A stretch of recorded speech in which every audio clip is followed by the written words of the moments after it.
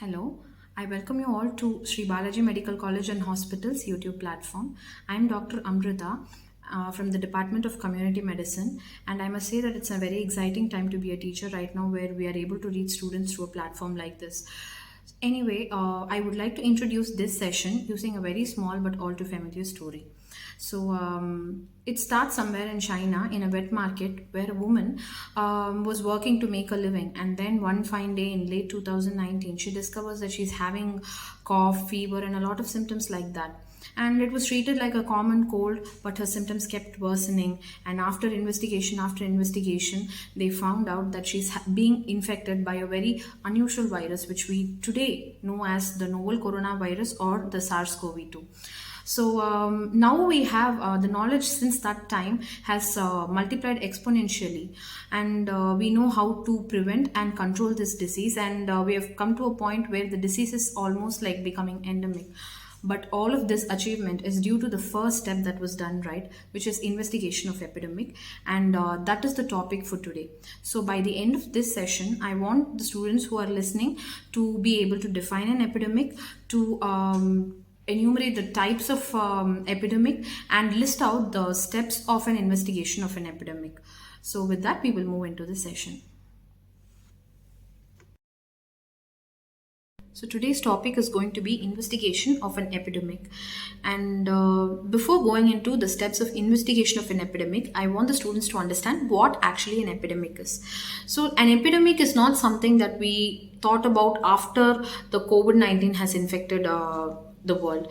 It has been in existence from time immemorial, and for the longest time these diseases have been causing a lot of mortality, and in this slide we have shown just a rough timeline of how diseases have caused epidemics throughout time.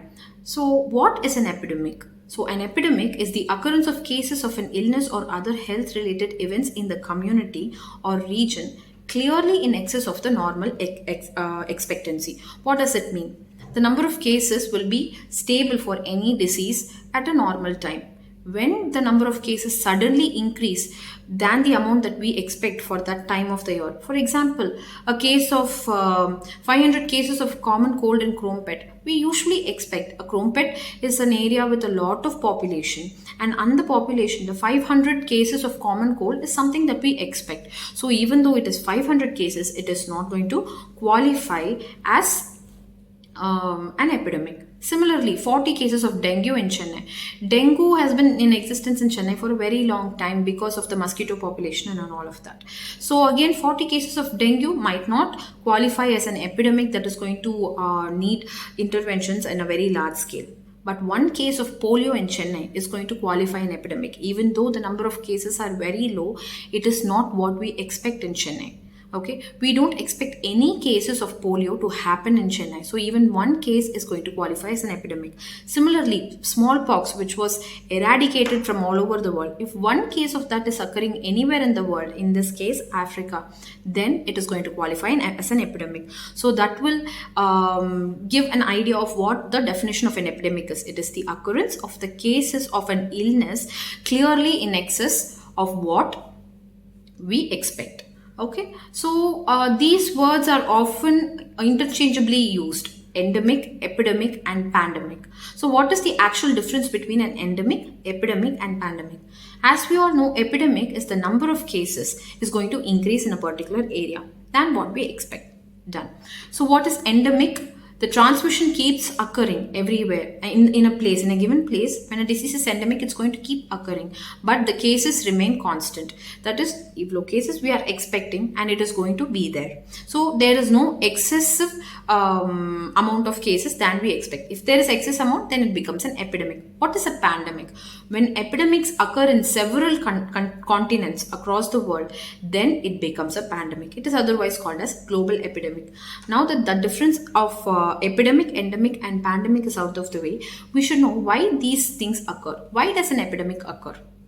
An epidemic occurs because there is some significant shift in the existing balance between agent, host and environment.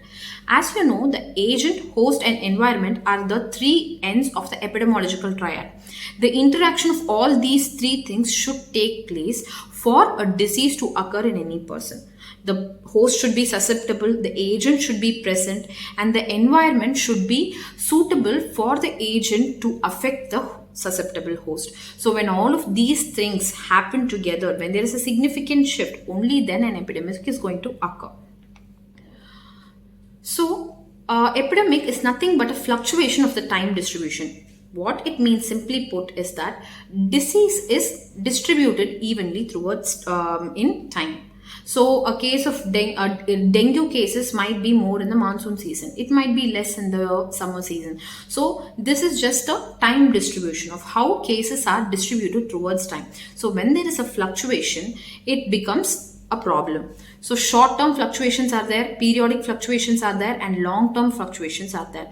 Epidemic is nothing but a short-term fluctuation, which means within a very, very small time, the number of cases are suddenly increasing. That is called as an epidemic.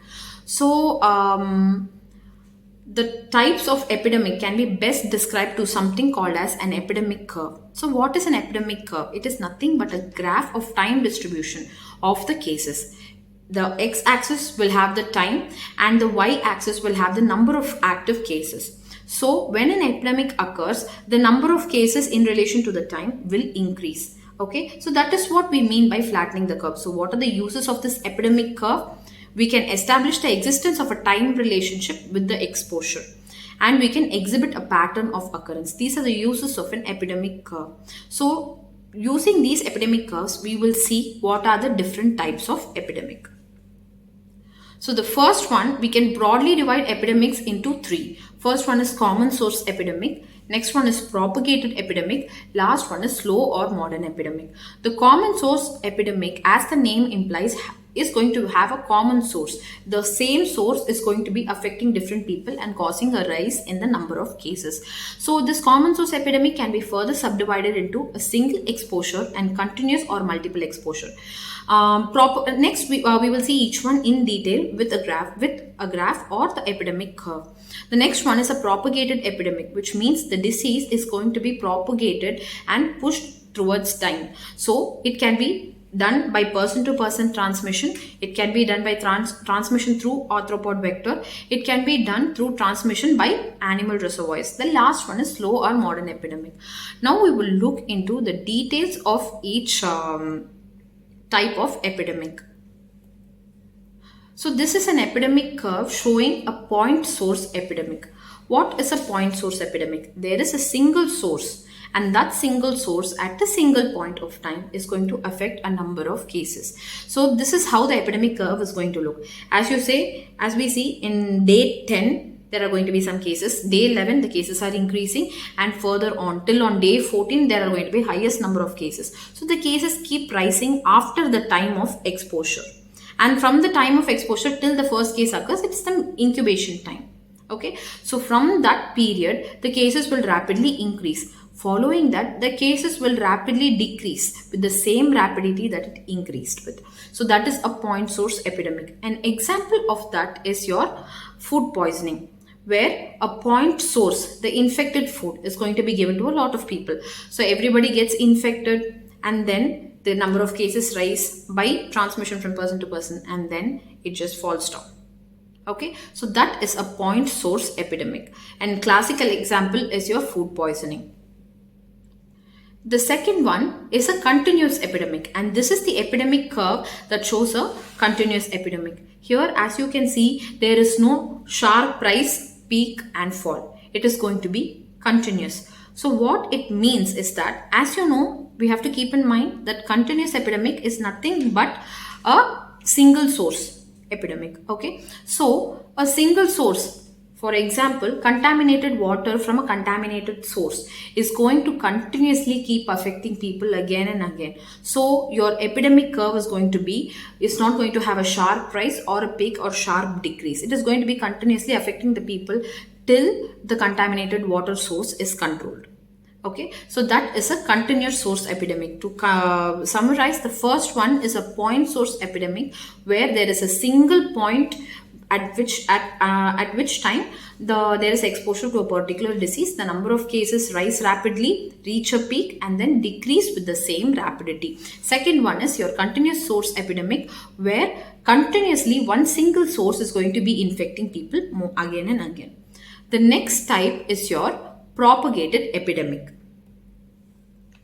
So here, this is how the epidemic curve is going to look. As I said, when there is a propagated epidemic, one person is going to be a source, or there is going to be one reservoir of the infection, and this reservoir is going to increase the number of cases. And then before it dies down, that infected person or the animal becomes another reservoir, and it is going to increase the number of cases. So there is going to be a sharp rise and fall, rise and fall, rise and fall. That is the pattern of a propagated epidemic. So this propagated epidemic can occur by different ways of transmission. The first one is person-to-person transmission, and a classic example is any type of respiratory infection that is spread by droplets or airborne. So one person here is infected, that person affects two people, and each of those two are going to affect two people, and they are going to further affect the population, and this keeps going on till the number of cases are increased a lot. COVID-19 is an example of a person-to-person propagated epidemic. Even though the origin of it was going to be an animal, the spread was because of person-to-person transmission. So that becomes an example of the propagated epidemic. So here you will keep having waves, as I said. So that's why we have the first wave, second wave, third wave, and even the fourth wave came and went. So that's how it is going to be. So that is person-to-person propagated epidemic. So the next one is arthropod vector propagated epidemic. Similarly, here an infected person is there, he is being bit by a mosquito, and this mosquito is going to bite two other people, and each of these two people will further infect a lot of mosquitoes, and it keeps spreading on and on. Arthropod vector bone propagated epidemic, we all know any dengue outbreak that is going to occur in the monsoon season is an example of your arthropod vector bone propagated epidemic. The next one is your propagated epidemic via an animal reservoir. Any disease that is going to have an animal reservoir have the potential to cause outbreaks. A single animal can cause outbreaks again and again. So that is again another example of your propagated epidemic. So the first one we saw was point source epidemic. Next we saw the continuous source epidemic, following which we saw three types of propagated epidemic, which is person to person, arthropod vector propagated epidemic, and animal reservoir propagated epidemic. The last type of epidemic is your slow epidemic or modern epidemic. Here, as you can see, within days or weeks or even like a short number of years is not going to help you establish that the cases have increased at a high pace. But when you plot the number of cases throughout a lot of years, as you can see in this graph, from 1900s to 2010, there is going to be a slow rise of deaths due to a particular disease. Then that becomes a slow or modern epidemic. A classic example is the epidemic of your non-communicable diseases. Cases of diabetes slowly increase over the years. Within 2 years or 3 years, you will not see much of a change. But when you count it for 100 years together, there is going to be a large change in the number of diabetes cases. So that is a slow or modern epidemics. So now we know the three types of epidemics. Now we will go into the investigation of an epidemic. So who actually takes the responsibility for investigating an epidemic? The epidemiologist, the microbiologist, and a clinician. Together they make the rapid response team. So these people go into the field to find out what an epidemic is due to. So what are the objectives of the investigation of epidemic?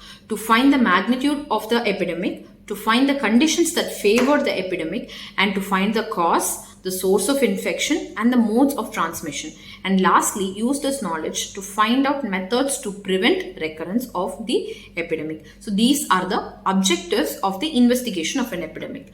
Now we will move on into the broad steps of the investigation of epidemic. The first one is verification of the diagnosis. Second one is confirmation of the existence of an epidemic. Third is the defining the population which is at risk. Then fourth is the rapid search of all the cases and their characteristics.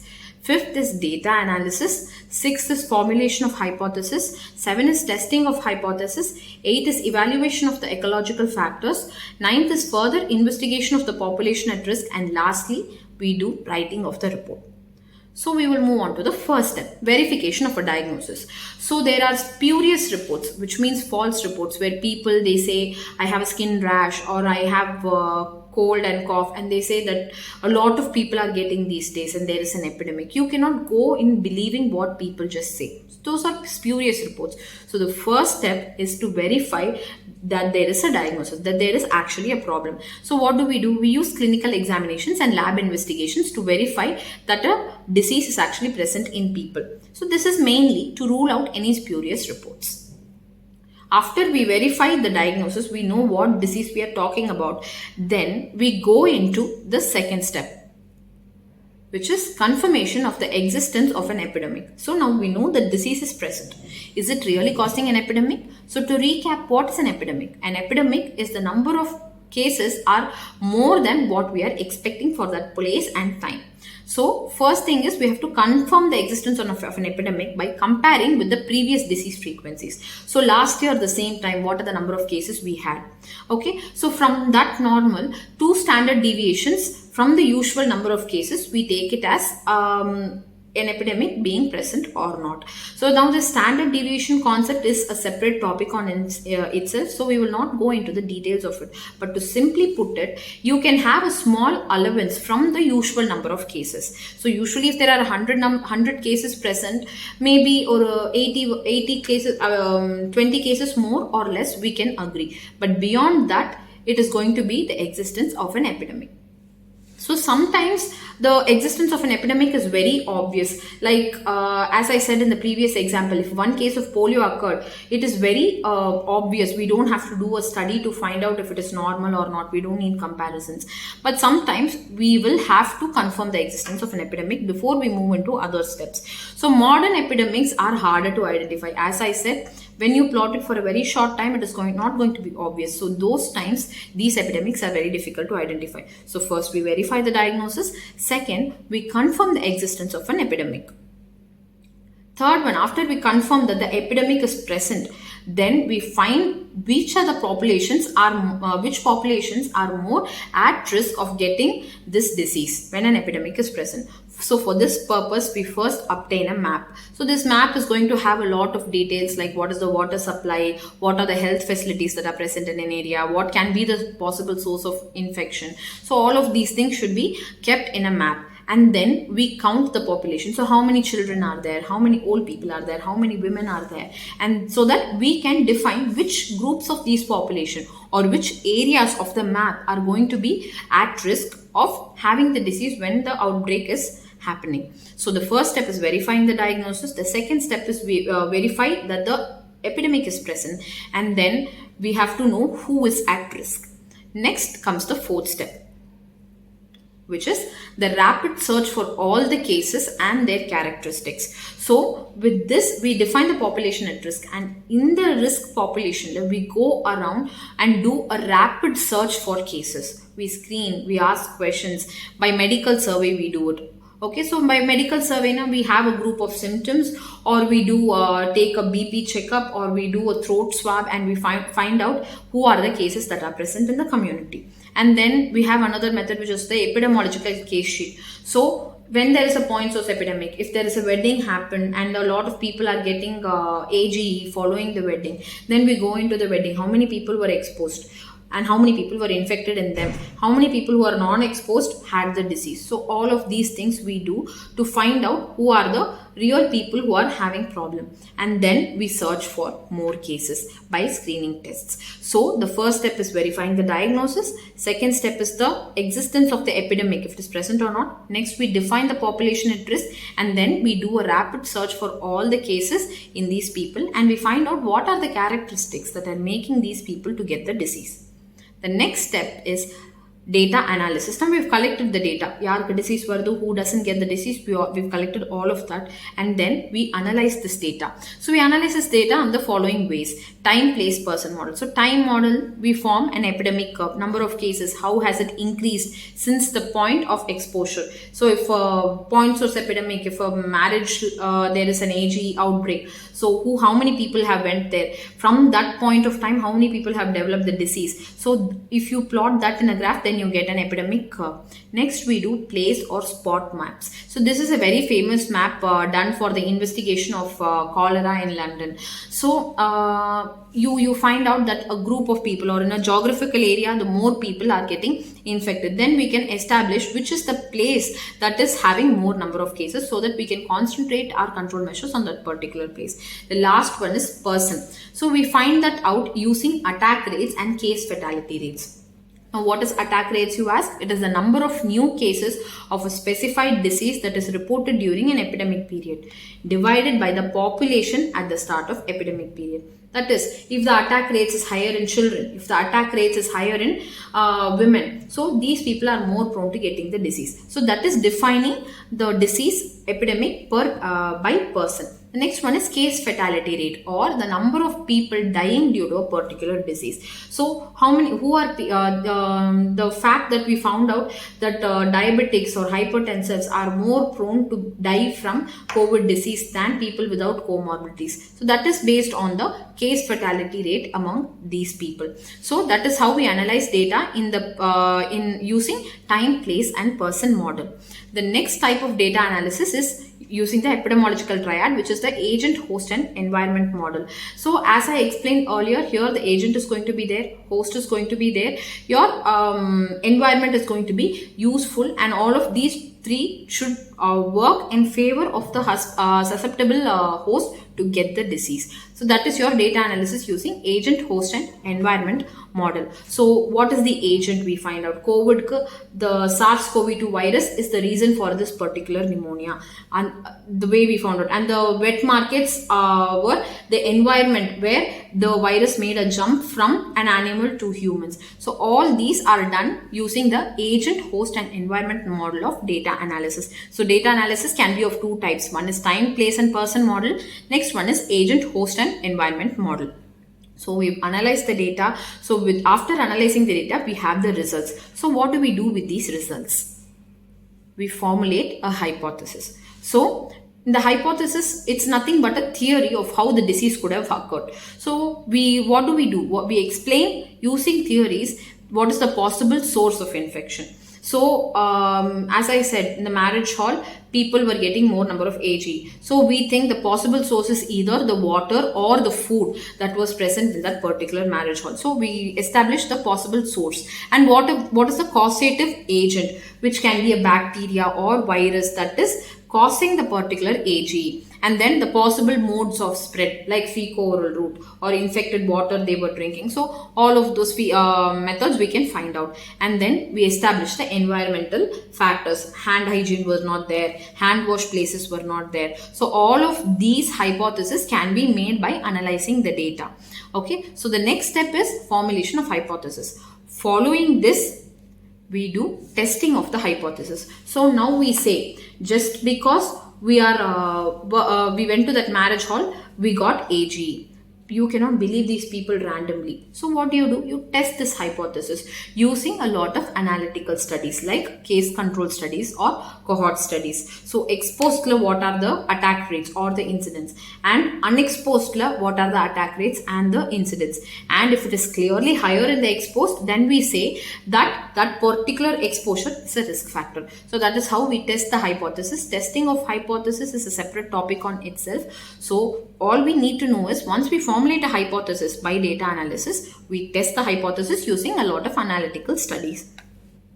Then we evaluate the ecological factors, like what is the sanitation status, what is the water supply system like, and what are the cultures and traditions of the population, so that we can pin the risk of these people on one of these ecological factors. So after evaluating the ecological factors, the next step is further investigation of the population at risk. We don't stop here. So the sample from the risk population that we studied are examined for additional information. So earlier we found out a hypothesis. We want to know what are the other factors that can be present in these people, so that it can be prevented. Any further epidemics can be prevented. So what we do medical examination, we do screening in this population to find out if any cases are present, and we examine any suspected food, we examine blood and feces of people, we do other biochemical studies in these people, and then we assess the immunity of these people. So this can be retrospective or prospective, meaning once the disease have occurred, we can examine in the cases what are the problems they have, or prospectively in the population at risk, we can examine their characteristics, give protective measures, and then wait for something to happen, if the disease is happening or not, if the epidemic is getting controlled or not. So that can be done by further investigation of population at risk. And then finally we write the report, which is the last step.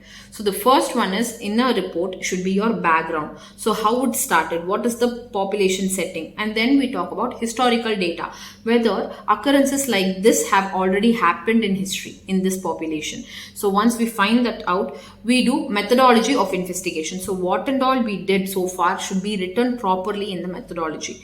Lastly, we analyze the data, and then with this we suggest different control measures. For example, we investigate a food poisoning epidemic. We suggest control measures like give proper hand wash areas, use and throw plates and cups so that fecal-oral transmission can be reduced, and ask the food handling staff to maintain proper hand hygiene. So these are the control measures that we can suggest, and that should be clearly written down in the report. Without writing the control measures, the report becomes useless. So to recap the different steps of investigation of an epidemic, we have verification of the diagnosis. First, we shouldn't believe whatever people say, so we do a lot of examinations, we verify the diagnosis, and then we found out if really the number of cases are higher than what we expect by comparing previous disease frequencies. After we've established that yes, there is an epidemic, then the next step is to identify who are the populations at risk by obtaining a map and counting the population.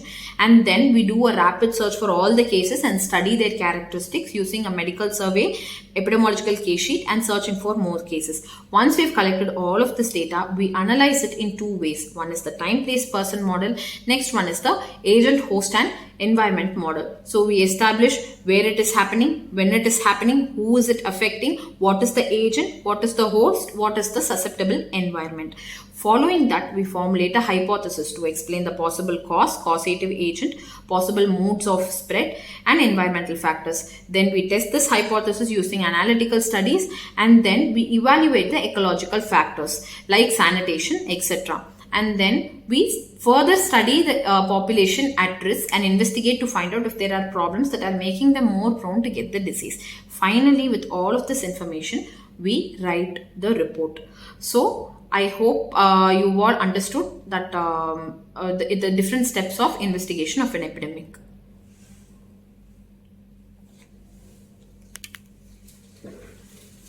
So to summarize, we saw what is the definition of an epidemic, which is the occurrence of a number of cases clearly above what we expect for that particular area and that particular time of the year. And then we saw what are the types of epidemic, which is a common source epidemic, which can be point source or continuous exposure. And then we saw about the propagated epidemic, which is another type of epidemic. And we saw about slow epidemic, all using an epidemic curve. And after knowing what are the types of epidemic, we went into the steps of investigation investigation of epidemic, which is also very important from the exam point of view. So the steps are: first, we verify the diagnosis, we verify that the disease is actually causing a problem in the community, and then we confirm the existence of an epidemic by doing a lot of studies, and then we define the population at risk using these studies. After that, in the population of risk, we do a rapid search for all the cases, and we study the characteristics of the people who are affected by the disease, and then we analyze this data.